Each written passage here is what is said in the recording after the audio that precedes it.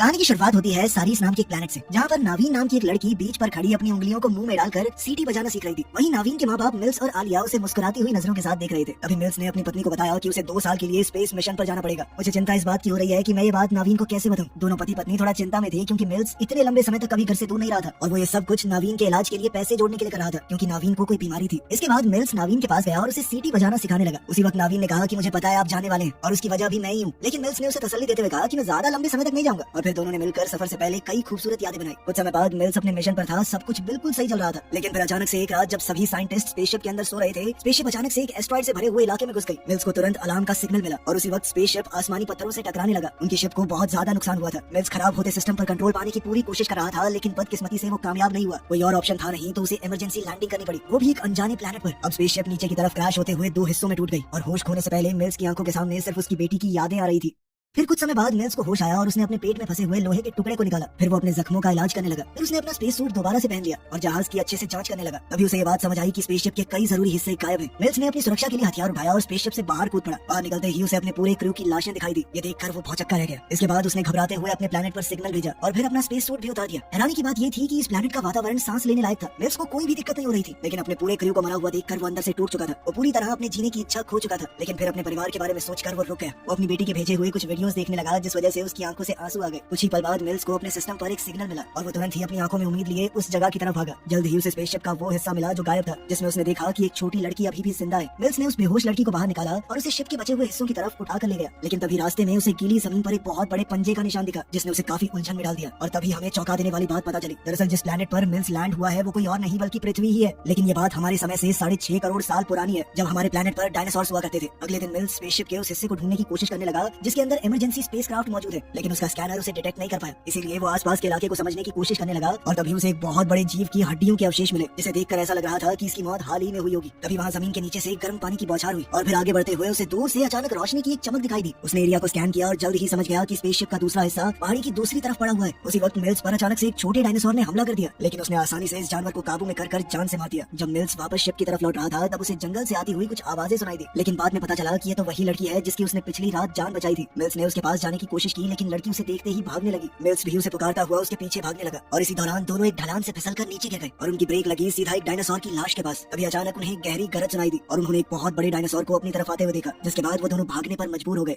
Spaceship पर वापस पहुंचकर मिल्स लड़की के जख्मों का इलाज करने लगा और उसने लड़की से उसका नाम पूछा, लेकिन लड़की ने ऐसी भाषा में जवाब दिया जो मिल्स को समझ ही नहीं आई। उसने शिप की पैसेंजर लिस्ट चेक की और जान गया कि उसका नाम कोआ है, जिस पर लड़की ने हामी भरी। फिर मिल्स को समझ आया कि प्लेनेट को छोड़ने का एक ही तरीका है और वो होगा इमरजेंसी स्पेसक्राफ्ट को ढूंढना, जो कि एक पहाड़ की चोटी पर मौजूद है। क्योंकि लड़की उसकी भाषा नहीं समझ पाती, इसलिए मिल्स ने कुछ ड्राइंग्स बनाई और उन ड्राइंग्स ने आखिरकार लड़की को बात समझाने में मदद भी की। लड़की ने भी ड्राइंग बनाकर अपने माँ बाप के बारे में पूछा। इस पर मिल्स ने कहा कि वो भी उसी पहाड़ पर है। साथ ही वो उससे परिवार के बारे में बात करने लगा। इसके बाद मिल्स ने एक नया मैसेज रिकॉर्ड किया, जिसमें उसने बताया कि उसे एक जिंदा लड़की मिल गई है और हमें मदद की बहुत ज्यादा जरूरत है। दूसरे कमरे में कोआ को नावीन के अपने पिता को भेजे हुए वीडियो मैसेज मिल गए और उसने उन्हें एक्साइटमेंट से देखना शुरू कर दिया। पता चला कि मिल्स अपना ये मिशन पूरा कर चुका था और 2 साल बाद वो आखिरकार घर लौट रहा था। तभी स्पेसशिप क्रैश हो गई। शुरुआत वाले मैसेजेस काफी अच्छे थे, लेकिन धीरे धीरे नावीन अपनी बीमारी और अपने पिता की कमी से परेशान दिखाई देने लगी। इससे पहले कि कोआ वीडियोस को पूरा देख पाती, उससे पहले ही मिल्स वहाँ पर पहुंच गया और उसने वीडियो बंद कर दी। उसने सख्त तौर पर ये वीडियोस देखने से मना किया। इसके बाद मिल्स ने कुछ छोटे बॉम्ब्स उठा लिए और दोनों खतरनाक जीवों से भरे जंगल में चल पड़े। सफर के दौरान कोआ ने आसमान में चमकती हुई एक चीज देखी, लेकिन उस पर ज्यादा ध्यान नहीं दिया। थोड़ी देर बाद उसे जंगल में कुछ बेरीज मिली और उसने मिल्स को छेड़ते हुए उन्हें उसके ऊपर फेंकना शुरू कर दिया। मिल्स ने एक बेरी स्कैनर के अंदर डाली और उसे पता चला कि वो बेरी जहरीली है। इसलिए मिल्स ने लड़की को डांटा और इन बेरीज के साथ ना खेलने को कहा। कोआ भी उसकी बात को तुरंत समझ गई। कुछ देर बाद दोनों ने एक छोटे डायनासोर को दलदल में फंसा हुआ देखा और कोआ मिल्स के मना करने के बावजूद उसे बचाने के लिए तुरंत भागने लगी। हालांकि मिल्स भी बाद में उसके साथ जुड़ गया और दोनों ने मिलकर उस जानवर को दलदल से आजाद करवा दिया। लेकिन वो डायनासोर ज्यादा दूर नहीं जा पाया, क्योंकि अचानक शिकारियों के एक झुंड ने उस पर हमला कर दिया और उसे नोच खाया। इस बेरहमी भरी दुनिया को देखकर कोआ सहम गई और उसने रोना शुरू कर दिया। इसलिए मिल्स ने तुरंत उसे पकड़कर नजदीक पड़े एक पत्थर के पीछे छुपा दिया, ताकि शिकारियों का ध्यान उन पर न जाए। उन खतरनाक जानवरों के जाने के बाद मिल्स और कोआ ने अपना सफर जारी रखा और दोनों जल्द ही एक छोटी नदी के किनारे पहुंच गए। जब उनकी पानी की बोतल खाली हो गई तो मिल्स कोआ से कहने लगा कि नदी से पानी भर लो, ये साफ होगा, इससे हम नहीं मरेंगे। कोआ ने उसकी बात मान ली और पानी भरने लगी। इस दौरान मिल्स उसे बड़े प्यार से देख रहा था। उसे अपनी बेटी की याद आने लगी। बाद में कोआ पानी के साथ एक फूल भी लेकर आ गई और उसे मिल्स के बालों में लगाने की कोशिश करने लगी। मिल्स ने पहले मना कर दिया, ये कहकर कि ये सब तो औरतें लगाती हैं, लेकिन जब मिल्स ने कोआ को उदास होते देखा तो आखिरकार वो मान गया।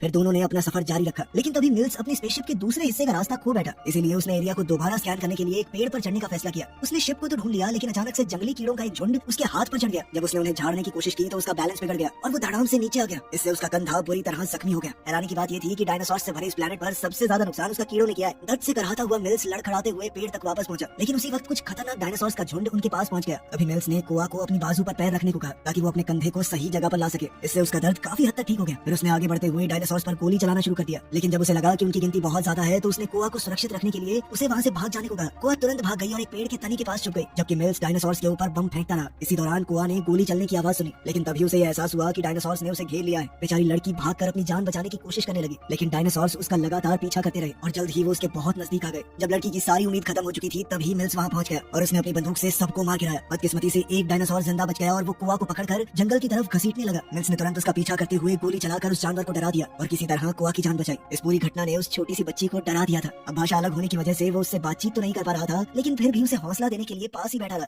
कुछ देर बाद ही अंधेरा होने लगा। मिल्स कोआ को अपने हाथों से सीटी बजाना सिखाने लगा, बिल्कुल वैसे ही जैसे वो अपनी बेटी को सिखाया करता था। फिर दोनों दोबारा अपने सफर पर निकल गए। थोड़ी देर चलने के बाद उन्हें एक गुफा मिली जहाँ उन्होंने रात गुजारने का फैसला किया। वहाँ मिल्स ने मोशन सेंसर लगा दिया ताकि उसे पहले ही आसपास के खतरे का पता चल जाए। फिर उसने अपना दूसरा डिवाइस चेक किया तो पता चला कि जिस एस्ट्रॉइड से टकराकर वो यहाँ पर क्रैश हुआ था उससे भी कई गुना बड़ा एक एस्ट्रॉइड सीधा पृथ्वी की तरफ बढ़ रहा है। इस बात ने उसे चिंता में डाल दिया, लेकिन तभी कोआ ने उसका ध्यान भटका दिया। उसने मिल्स को दिखाया कि उसने एक कैसेट उठा ली थी जिसमें नवीन के वीडियो मैसेज मौजूद है। मिल्स बिना पूछे कैसेट लेने के लिए कोआ पर गुस्सा हो गया। इससे जब कोआ उदास हो गई तो मिल्स ने उसे दोबारा खुश करने के लिए रिकॉर्डिंग चला दी। वो दोनों ही इस मुश्किल घड़ी के बीच नवीन को फिर से देखकर खुश हो गए। बाद में जब मिल्स सोने की कोशिश कर रहा था तो उसे याद आया कि उसकी पत्नी आलिया ने उसे फोन करके बताया था कि नवीन हॉस्पिटल में मर गई है, और इस बात को याद करके वो फूट फूट कर रोने लगा। उस रात मोशन सेंसर अचानक से एक्टिवेट हो गए जिससे मिल्स की नींद खुल गई। तो कोआ के पास गया जो सो रही थी मगर उसके मुंह से झाग निकल रहे थे। ये देखकर मिल्स परेशान हो गया। उसने जल्दी से कोआ का मुंह खोला और उसे अंदर एक कीड़ा दिखा जिसे उसने बड़ी सावधानी से बाहर निकाला, लेकिन खतरा अभी टला नहीं था क्योंकि गुफा के अंदर एक बहुत ही बड़ा डायनासोर आ गया। मिल्स ने तुरंत गोली चलाकर उस जानवर की एक आंख को घायल कर दिया, जिसके बाद गुस्साए हुए उस डायनासोर ने गुफा को तोड़ना शुरू कर दिया। इसीलिए वो कोआ को लेकर गुफा की गहरे हिस्से में भाग गया जहाँ वो बड़ा शिकारी आ नहीं पाएगा। अब मिल्स अपने डिवाइस का इस्तेमाल करके जल्दी से निकलने का रास्ता ढूंढने लगा, लेकिन तभी उसके सामने अंदर कई सारे छोटे डायनासोर आ गए जो कि बहुत खतरनाक थे। इसीलिए दोनों फिर से और गहराई में भागने लगे। जल्द ही वो एक डेड एंड पर पहुंच गए। हताश हो चुका मिल्स गुफा को खोद कर बड़ा करने की कोशिश करने लगा, लेकिन ये आसान नहीं था। उन्हें उसी जगह पर घंटों बीत गए, लेकिन कोआ बहुत ज्यादा जिद्दी निकली और अपने परिवार को ढूंढने की बेचैन कोशिश में और खोदने लगी। ये देखकर मिल्स कहने लगा कि मैंने झूठ कहा था, रुक जाओ, तुम्हारे माँ बाप उस पहाड़ी पर इंतजार नहीं कर रहे। लेकिन कोआ उसकी भाषा को समझ नहीं पाई और उसने खोदना जारी रखा। इससे मिल्स को और ज्यादा बुरा लगने लगा। फिर उसने एक तरकीब लगाई और छोटे बमों का इस्तेमाल करके गुफा में धमाका कर दिया। ये तरकीब बहुत सही काम कर गई।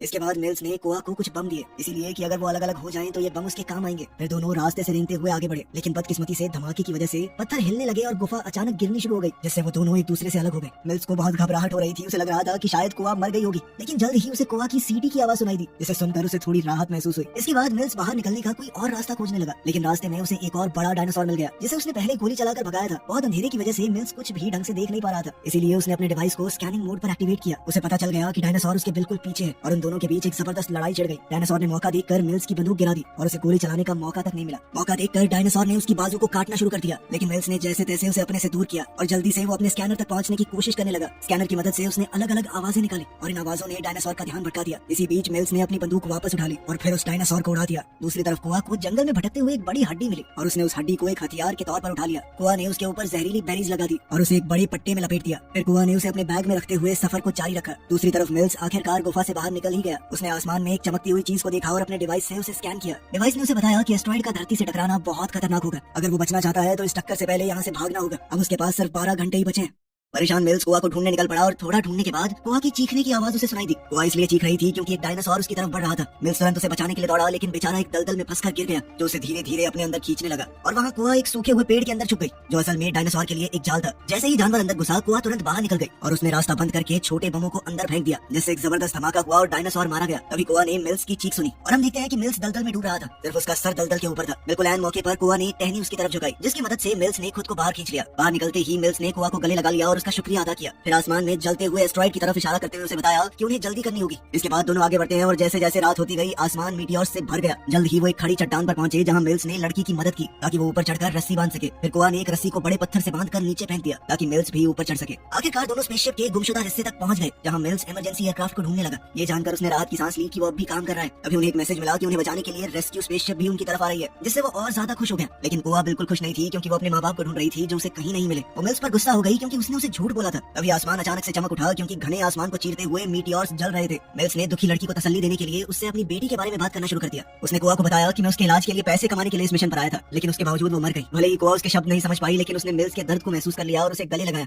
इसी पल एक छोटा मीटियोराइट पास के जंगल में गिर गया, जो उस बड़े एस्ट्रॉइड के टुकड़ों में से एक था, जो कि पृथ्वी की तरफ बढ़ रहे थे। ये देखकर दोनों घबरा गए और जल्दी से इमरजेंसी एयरक्राफ्ट में कूद गए। जैसे ही वो उड़ने की तैयारी करने लगे, तभी अचानक दो मीटियोराइट शिप से टकरा गए, जिस वजह से एयरक्राफ्ट पहाड़ से नीचे गिर गया। इस दौरान मिल्स तो बेहोश हो गया और जब कोआ ने उड़ान भरने की कोशिश की तो सिस्टम ने उसे बताया कि इस पोजीशन में एयरक्राफ्ट लॉन्च नहीं हो सकता। तभी अचानक एक बड़े डायनासोर ने उनके एयरक्राफ्ट पर हमला बोल दिया। मिल्स ने देखा कि उसका हथियार बाहर पड़ा है, इसलिए वो उसे लेने के लिए बेल्ट खोलकर बाहर दौड़ा। वो डायनासोर पर गोली चलाने की कोशिश करने लगा, लेकिन उसका हथियार एक्टिवेट नहीं था। हालात और खराब हो गए जब एक दूसरा डायनासोर भी इस हमले में जुड़ गया। कुछ ही देर बाद डायनासोर ने उस जगह को कुचल दिया जहाँ पर मिल्स छुपा बैठा था, जिससे वो बुरी तरह घायल हो गया। वो खुद को बहुत फंसा हुआ और लाचार महसूस करने लगा। तभी कोआ ने उसका डिवाइस उठा लिया और नावीन को लाइव प्रोजेक्शन के जरिए उसे दिखाने लगी। उस वीडियो में नावीन कहती है कि वो अपने पिता से कितना प्यार करती है। ये देखकर मिल्स जज्बातों से भर गया, जबकि दोनों डायनासोर लाइव प्रोजेक्शन को असली समझकर उस पर हमला करने लगे। मिल्स की बंदूक अब तैयार थी और उसने एक ही झटके में पहले डायनासोर को उड़ा दिया, लेकिन तभी दूसरे डायनासोर की नजर कोआ पर पड़ी, जो स्पेसशिप से प्रोजेक्टर चला रही थी। अब उसने तेजी से कोआ की तरफ बढ़ते हुए स्पेसशिप को पलटा दिया। मिल्स ने अपनी बंदूक से लगातार हमला करके उस डायनासोर को ढेर कर दिया और अब उसकी गोलियां भी खत्म हो गई थी, लेकिन वो पहले वाला डायनासोर अभी मरा नहीं था। वो तेजी से मिल्स का पीछा करने लगा। मिल्स भी पूरा जोर लगाकर भागा और जब वो डायनासोर उसे मारने वाला था, तभी अचानक से कोआ ने उस हड्डी से डायनासोर की आंख पर वार कर दिया, जिसमें पहले से जहरीली बेरीज थी। डायनासोर दर्द से करहाने लगा और तभी उबलते हुए पानी की बौछार उस पर पड़ गई, जिसके बाद वो जलकर उसी वक्त मर गया। इसके बाद दोनों ने चैन की सांस ली और वापस एयरक्राफ्ट में लौट गए, जिसके बाद उन्होंने तुरंत उड़ान भर ली। कुछ ही सेकंडों में एक बहुत बड़ा एस्ट्रॉइड धरती से टकरा गया, जिससे एक जबरदस्त धमाका हुआ, जो शायद सभी डायनासोर्स के खत्म होने का कारण भी बना। इस दर्दनाक मिशन ने शायद कोआ के रूप में मिल्स को उसकी बेटी वापस दे दी थी। वीडियो पसंद आई तो लाइक कर देना, चैनल को सब्सक्राइब कर लेना। मिलते हैं अगली वीडियो में।